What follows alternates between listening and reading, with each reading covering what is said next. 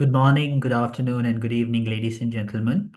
On behalf of CT Smith, I take pleasure in warmly welcoming you all to CT Smith's first virtual investor event for 2026, titled Equity Strategy, Position for Stability and Growth. In terms of the format of the call today, we will start with the speakers who will present their views on key macro indicators and their sectoral views during the initial part of the presentation, and then we will open up for Q&A. You may use the raise hand option or the chat box to direct your questions, and a gentle reminder to all participants to kindly mute themselves during the presentation. So without any further ado, let me hand over the proceedings to Kuga Prasad, strategist at CT Smith, to take things forward. Over to you, Kuga Prasad. Thank you, Kuhan. Before we dive in, let me set the context.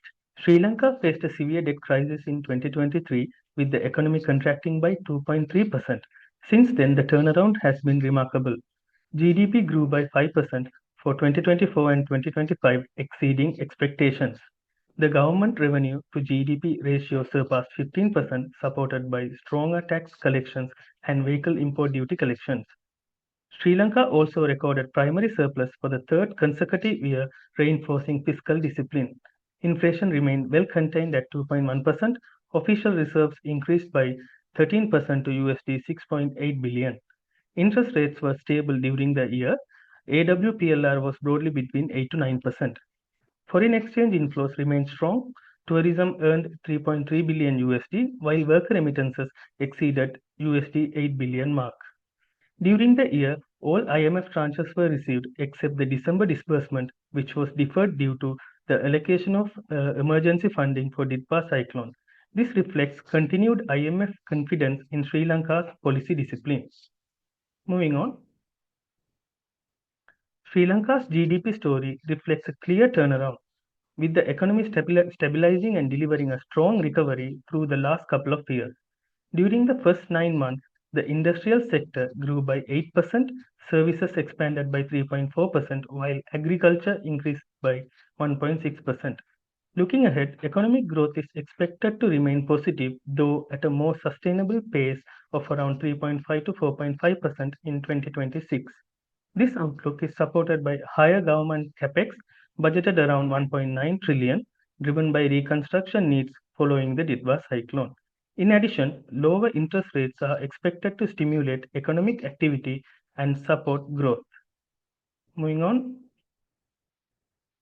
the revenue performance in 2025 has been strong, with the revenue to GDP ratio surpassing 15%, driven by improved tax collection efforts, resulting in higher income taxes and indirect taxes, and also higher contribution from vehicle import duties. Revenue collecting agencies exceeded the annual target of rupees 4.6 trillion in the first 11 months of 2025. In this period, government revenue increased by 35% to rupees 5 trillion, with customs contributing 48% and Inland Revenue Department contributing 46% of the total tax revenue. On expenditure side of things, government spending increased 8% to rupees 5.3 trillion. Overall, these trends reflect a healthy fiscal position supported by both strong revenue mobilization and controlled expenditure growth. Building on this strong revenue performance and controlled expenditure growth, the government has outlined a clear medium-term fiscal framework with ambitious yet achievable targets. The framework aims to sustain revenue collection at over 15% of GDP in 2026 and beyond, ensuring a stable fiscal base to support economic growth. At the same time, the government plans to maintain expenditure below 12.9% of GDP, reflecting disciplined spending and a focus on efficiency. Importantly, the fiscal strategy emphasizes sustainability with a target to maintain a primary surplus of 2.3% of GDP from 2026 and beyond. Together, these measures provide a strong foundation for continued economic recovery, balanced growth, and confidence in Sri Lanka's fiscal management.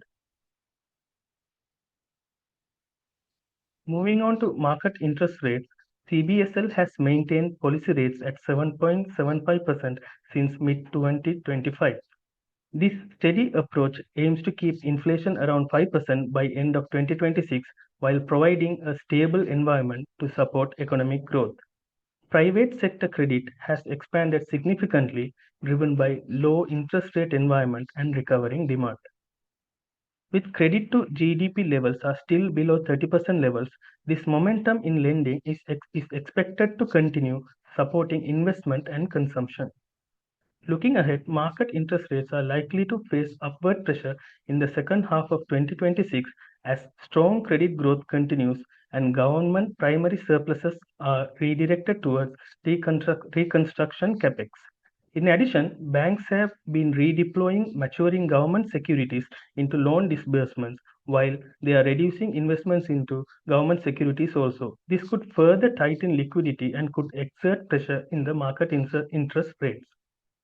In terms of inflation, Sri Lanka recorded a deflationary year in 2025 for the first time in decades, largely driven by lower energy costs, with electricity bills and fuel prices notably down compared to previous year. Looking ahead, we expect inflation to be 5% by the end of 2026, primarily due to low base effect. An upward revision in electricity tariffs is anticipated in the second quarter of 2026, alongside increases in food prices, which are likely to push up the other costs.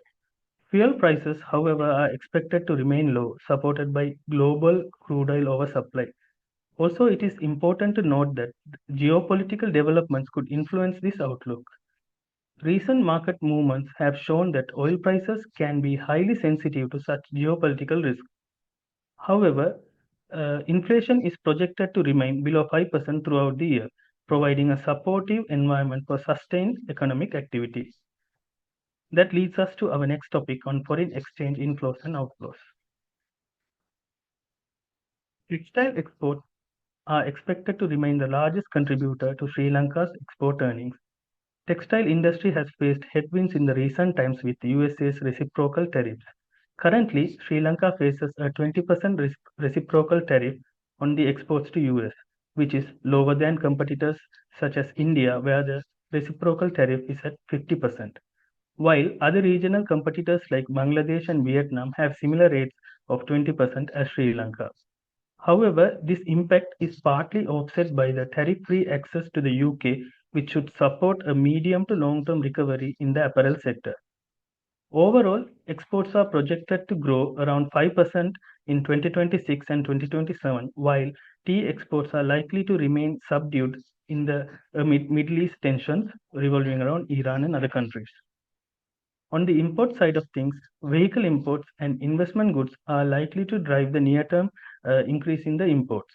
As a result, the trade deficit is expected to widen around 8.2 billion for 2026 and 8.8 billion for 2027, which is broadly in line with IMF forecast.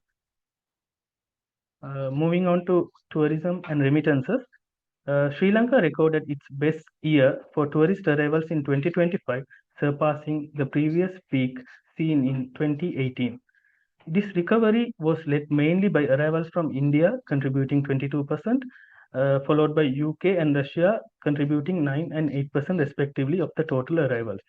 At the same time, worker remittances exceeded 8 billion and expected to remain at the same level in the coming years as well. This is primarily supported by the overseas employment migration, which we have seen from 2022, which was about 300,000 for the last 3 years. Moving on to the slide. Despite these pressures from debt servicing and vehicle imports, Sri Lanka's foreign reserves improved to USD 6.8 billion. While stronger fiscal performance has contributed to reserve accumulation and currency stability, in the recent months we have seen slower than expected growth in the forex reserves. Looking ahead, we expect the exchange rate to depreciate by 5% in 2026, driven by rising imports and continued debt servicing obligations. That brings us to the end of the macro overview. Before moving on, let me briefly highlight our key macro expectations for 2026. We expect GDP growth around 3.5% to 4.5%, supported by fiscal consolidation and steady demand. Tax to GDP ratio is projected to remain at 15%, with a primary surplus of about 2.3%. Inflation is expected to stay below 5%, while interest rates have an upward pressure emerging in the second half of 2026. Trade deficit is likely to be widened around 8.2 billion for 2026 and 8.8 billion for 2027. On the external front, tourism earnings are expected to rise by 20% to USD 3.9 billion, while worker remittances are likely to remain around 8 billion. And the average exchange rate is projected to depreciate by 5% to around rupees 316 rupees in 2026. Moving on, an update from the CSE outlook and performance. Uh, the Colombo Stock Exchange delivered another strong performance in 2025. The ASPI surged 42%, underpinned by solid macroeconomic fundamentals. If you look at the chart on the right, it indicates that corporate earnings have been the key driver of the ASPA performance. This has held true over the past decade, except during the economic crisis period. Looking ahead, we expect corporate earnings to grow by 15% in 2026 based on our coverage universe. Our coverage universe represents 43% of total CSC earnings and 38% of overall market capitalization. In line with this, the ASPI is expected to broadly track the earnings growth with a potential upside around 15% from the current levels. Comparing this on a regional basis, Sri Lanka's Sri Lanka's ASPI ranked as the third best performer, only behind South Korea and Pakistan.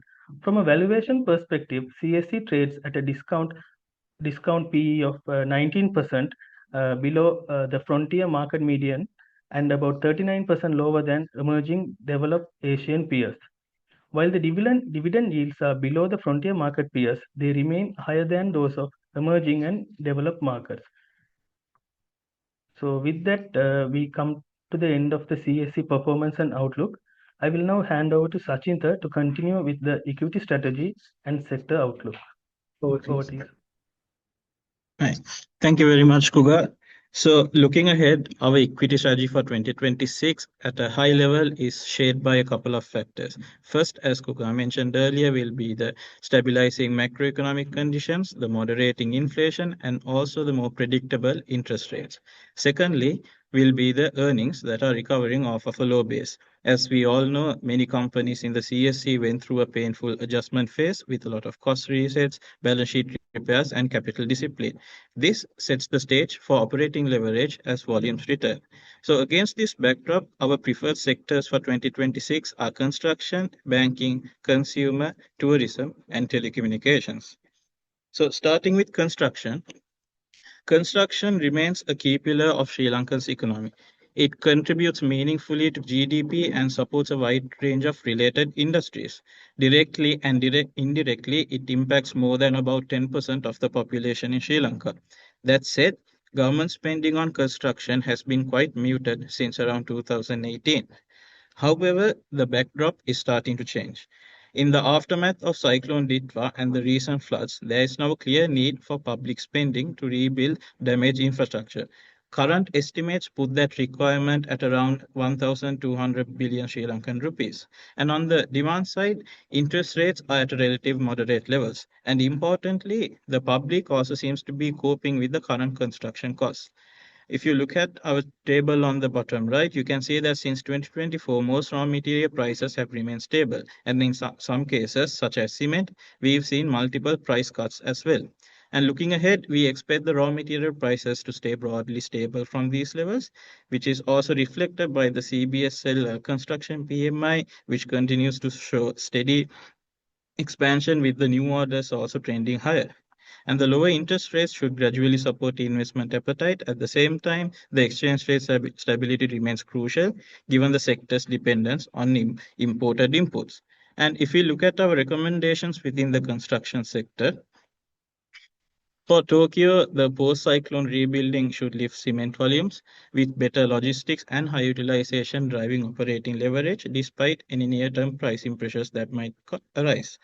For ACL, its strong CEB and reconstruction demand, combined with structurally higher margins, support earnings resilience despite elevated input costs from copper. And JET, its overseas expansion via the Miraton New Zealand strengthens earnings diversification, while EV imports supports incremental demand for charging for fast charging solutions. And while not on the list, another notable mention in the sector is Access Engineering, AEL, which we believe is well positioned to capitalize on the growth of the entire construction sector, from the supply of materials to the construction of key infrastructure. So if we move on to our next sector, which is banks, as we look ahead to 2026, banks still have a clear room to grow. The main reason being that the credit penetration sits at around 29 to 30% of GDP right now, which is well below the pre-crisis levels of around mid-30s. What this shows is that there's still meaningful headroom for lending to expand as the economic activity continues to normalize. This growth is also being supported by a fairly accommodative monetary policy backdrop, where borrowing costs remain manageable, which has helped sustain loan demand and in turn support sector earnings as well. What's notable is that even in a low interest rate environment, banks have managed to protect their margins. And at the same time, the pickup in loan volumes has translated into strong top line growth. The funding conditions are also gradually improving. As confidence returns and deposit rates adjust, the CASA balances are also expected to improve into 2026. This should ease liquidity pressures and reduce the need to rely on selling government security portfolios to fund their loan growth. However, saying that, the outlook isn't without any risks either. Periods of fast credit growth usually come with some asset quality trade offs. We do expect some upward pressure on NPLs and credit costs as lending continues to expand. This is particularly relevant for SMEs, where the lingering impact of Cyclone Ditwa could still weigh in on cash flows and delay recoveries in certain segments. Finally, from 2026 onwards, tighter single borrower exposure limits will also start to bite. This will likely constrain large ticket lending, especially to SOEs and major corporates. And moving on to our recommendations within the banking sector, commercial banks' best in class efficiency and asset quality, supported by CASA strength and Bangladesh exposure, underpin above industry returns. And for HMB, its asset quality has materially improved through recoveries, leaving HMB well capitalized and positioned for aggressive growth and investments. Sampath Bank's strong non-interest income franchises and a consistently attractive dividend makes Sampath a steady yield play as well. So, if we move on to our next sector, which is the consumer sector, this is another area that benefits from a more stable macroeconomic environment. One of the key supports for the sector is price stability. As we discussed earlier, Sri Lanka has managed inflation well after the crisis, and in fact, the economy has recorded a mild deflation on average in 2025. Looking ahead, there is an expected electricity tariff of 11% in 2026. However, energy costs are still well below the peak levels we saw previously. And at the same time, as mentioned earlier, the excess global crude oil supply should also keep inflation pressures contained in the near term. From the demand side, the demand fundamentals also remain positive. Higher worker remittances, stronger household demand, and increased tourist arrivals all feed directly into higher volumes for local consumer companies. Another important trend is the growth of modern retail, mainly driven by urbanization. This is creating a better access to high income consumers, and it's allowing companies to reach these segments more efficiently. That said, there are some near term risks to be mindful of. The aftermath of Cyclone Ditwa could weigh in on discretionary spending in the short run, and more broadly, exchange rate volatility and external shocks remain a key risk for the factor. In the consumer sector, if you look at our recommendations, we have Ceylon Cold Stores, which stands to benefit from a combination of manufacturing strength as well as retail expansion. New product launches and the Reliance partnership provide long-term growth optionality beyond near-term demand fluctuations. And for EB Crazy, it is positioned for capacity-driven growth. While the recent floods and landslides may affect short-term volumes, expanded production and a broader product mix supports its medium earnings growth. And for Ceylon Tobacco Company, its stable cash flows and a 100% payout policy makes it attractive for income-focused investors as always. So that brings us to our next sector, which is the tourism sector. For tourism, encouragingly, the key source markets such as Europe and Australia have already moved past their pre-pandemic levels.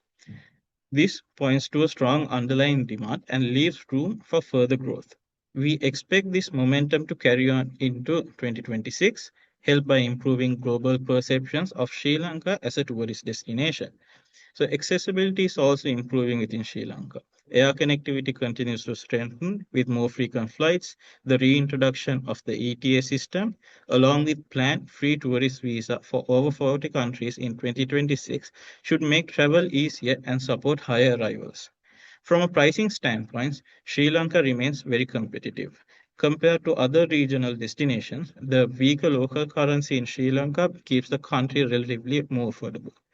Competitive pricing and attractive travel packages make Sri Lanka an appealing option versus our peer markets.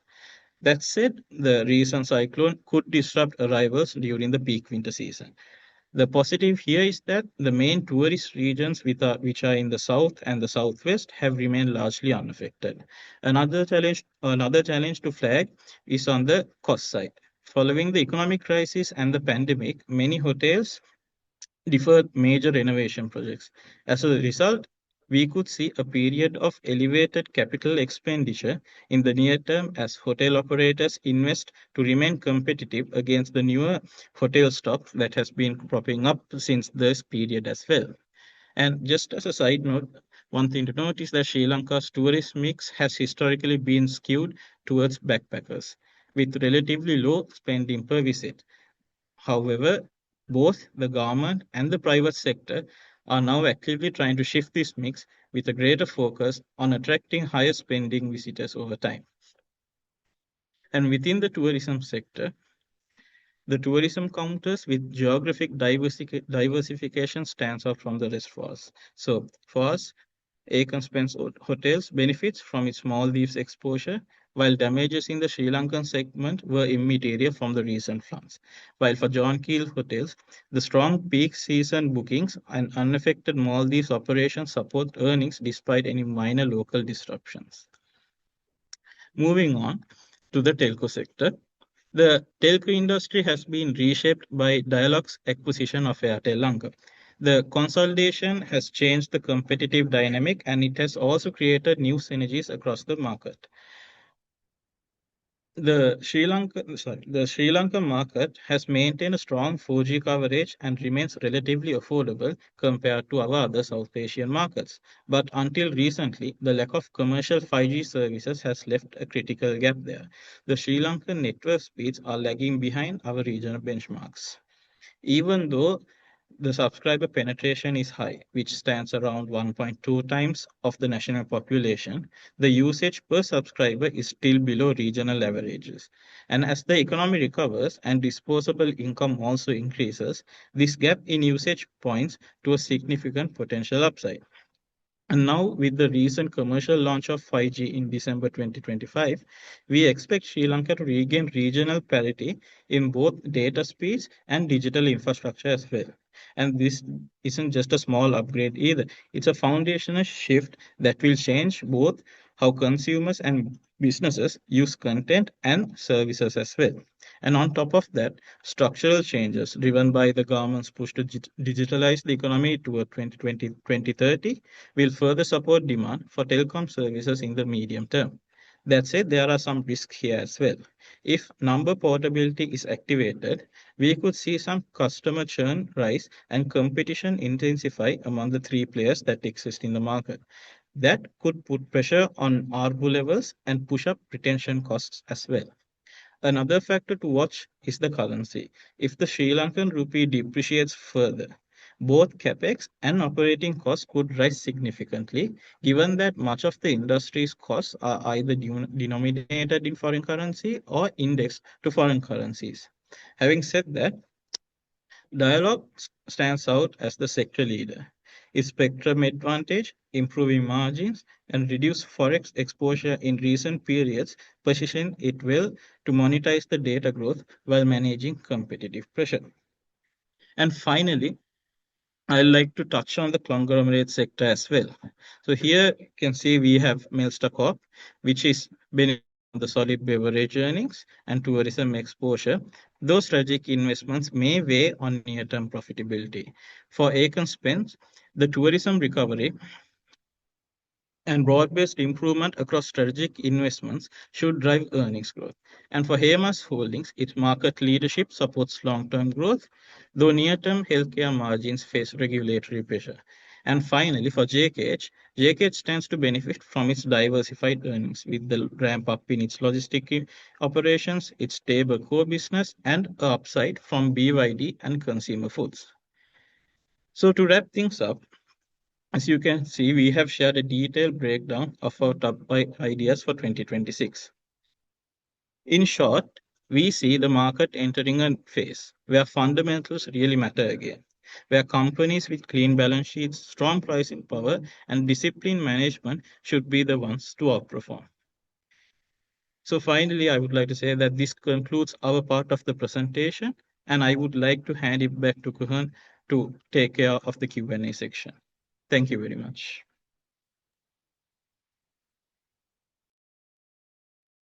Um, Thanks, Kuga and Sachinder, for a very insightful as well as a very concise presentation as you all laid out your views and outlooks both on the macro front as well as from a company and sector point of view. There are some questions that are coming up. It's also, I would like to give a kind reminder to all the participants to send in your questions to the chat box, or you can raise your hand to unmute and ask your questions directly from the analysts from CT Smith Research. So to begin with, maybe I'll ask a question that's come on the question chat box about you laid out the equity outlook and it's fairly positive. What are some of the macro risks and challenges, both from a micro as well as external point of view, that you view that could potentially derail the equity outlook? Yeah, so for the equity outlook, I think as we mentioned overall in the slides as well, a big consideration will be the depreciation of the rupee. With the imports also now expected to pick up following I think the recent months we saw the imports also picking up quite a bit. So if that trend continues and the liquidity, if there are any liquidity issues within the local market, there might be some additional pressure that we might see on the exchange rate. And if the exchange rate continues to depreciate, given that Sri Lanka generally is a much more import heavy economy and a lot of our construction and consumer, even the telco sectors also rely heavily on foreign currency related imports, that might have a big impact on the outlook. Another factor will be how the construction spending is done. I think the construction sector is what we expect to perform well, at least in the first half of 2026. And it's very key that from the government side that we see very clear expenditure on this side, that there are clear plans and clear plans laid out to reconstruct all the damaged properties and infrastructure. So those will be the main two key factors that will have a downside impact on the outlook for 2026. Thanks, Sachinder. So there's another question. I think that's probably emanating from the recent IPO of Well Trust. As question to CT Smith Research, what is your idea or expectations for PD stocks? In terms of PD counters, they have had enough exceptional gains during the interest rate changes we have witnessed in 2024, and they were also high dividend counters over the last 2 years. But those gains were a bit exceptional. I think they would normalize in the near term, and also to see they will profits being normalizing, even though we don't cover them in exclusively. That's our view at the moment in terms of PD stocks.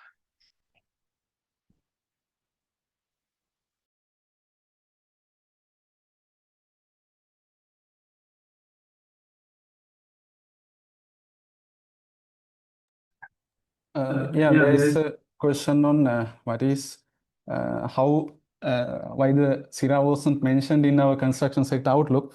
Actually, looking at cable companies, we believe all the cable companies to benefit from the construction sector. So we already cover ACL cables. So under ACL cables, there are a few subsidiaries also, Kalani Cables and ACL Plastics also supply plastic component for cable manufacturing, and also they have Kalani Cable. So we see a high earnings growth. We have seen high earning growth during the recent quarters. Also, we expect high earning growth in the upcoming periods also. And Sierra Cables is also another beneficiary from this construction sector growth. If you look at last few quarters, their earnings have driven exceptionally, and they have done well in their margins also. Yeah, Sierra is also another beneficiary from this construction sector growth.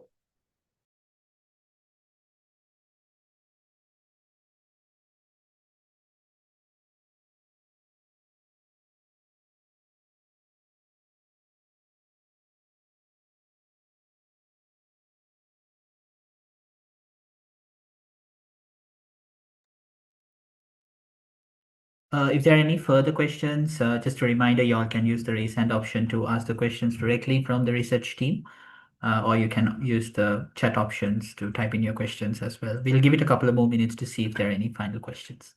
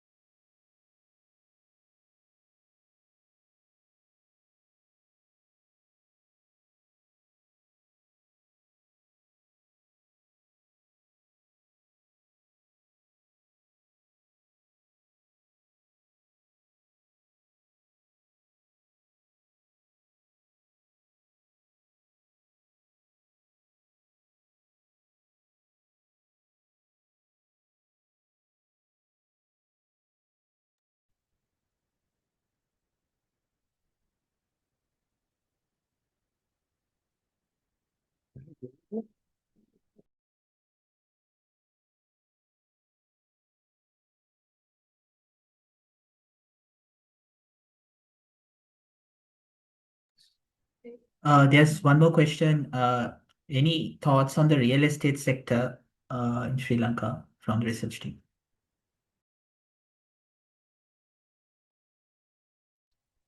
In terms of the real estate sector, these days prices have been appreciated a lot. We have seen movements in the counters moving up, anticipating more condominium projects and other house building opportunities. However, these are part of economic cycles that will boom up during a certain period of time, especially we are coming after a contraction. We see that still the momentum is still there for another in the near term. So that's an outlook we are looking at real estate sector. However, in terms of Indian stocks, we are unable to comment at this moment because we are not aware of them at the moment. We might get back to you after doing a research on it. There are other questions like any insights on how the interest rates and USD LKR rates will prevail this year. In terms of interest rates, we expect by the second half of this year they will move up a bit. Primary reasons are banks will no more find the government securities are attractive because they will depend on deposits to fund their loan growth. So in that case, there will be upward pressure on the interest rates we can gradually see because government also require treasury bills also will increase when there are investment from banks on the T-bills are reducing. So that factor will drive up the interest rates in the second half of the year. And in terms of USD LKR exchange rate, we expect it to depreciate by 5% to 316 rupees. This is driven by higher imports and imports from the investment goods and vehicle imports also. So I hope I answered those questions.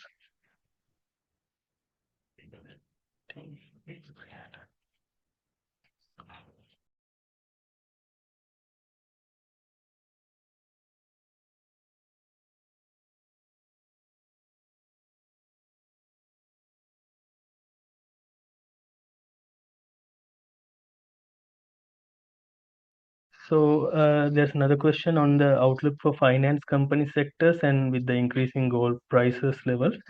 So in terms of finance company sectors, there's an update like they can increase the deposit rates for the people based on the ban has been taken off, meaning they can fund their deposits to lend for their lending avenues.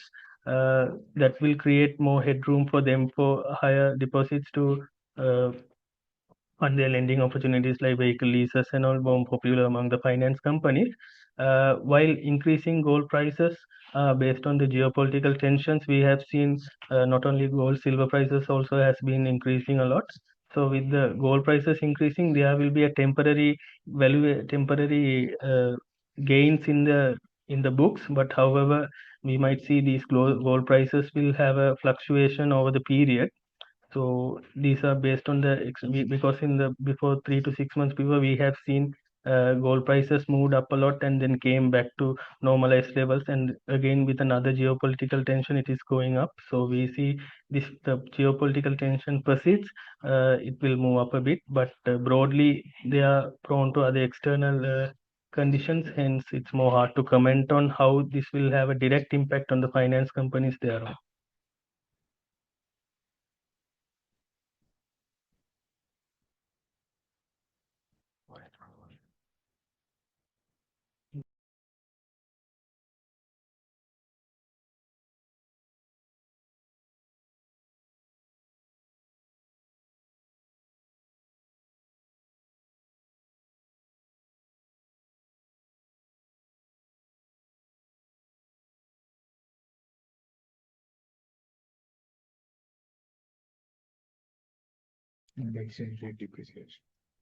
So there's another question on the foreign fund participation catalyst. So just to maybe give a broad level understanding of what could kind of drive this will be the fact that global interest rates might be, have been on a declining trend, and if that continues to a point where investors, especially foreign funds, feel like they could earn more return in these markets, then then we might see some uh, participation inflows coming into the CSE as well.